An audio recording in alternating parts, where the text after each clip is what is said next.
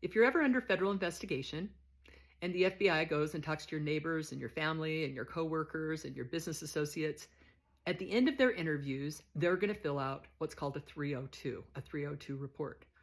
Now, here's what I found out. When the FBI meets with people, they don't record the interview.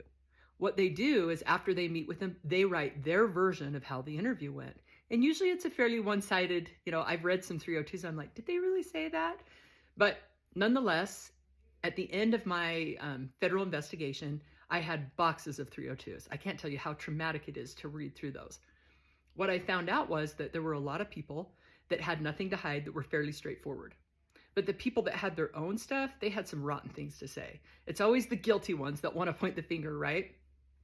But anyway, I literally had boxes of these 302s because I planned to fight my case, which is, I was a fool. I spent every dime we had fighting. My real estate deals were from 2005. I wasn't even indicted until 2011. I fought it and spent every dime we had and basically bankrupted us in every way possible. And then in 2015, I was sentenced, finally. After I was sentenced, I was given 8 weeks, so I was super fortunate to self-surrender and go to prison. And I remember in my garage was this big box of 302s that I had gone through and outlined and highlighted and tried to point out all the inaccuracies.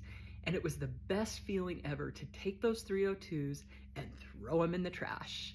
Bye-bye 302s. And that's the day that I said, I'm free, I'm moving forward. Now, I still had to go serve my prison sentence, which ended up being 5 years, which wasn't easy. But nonetheless, I'm hoping I'll never have to read a 302 again.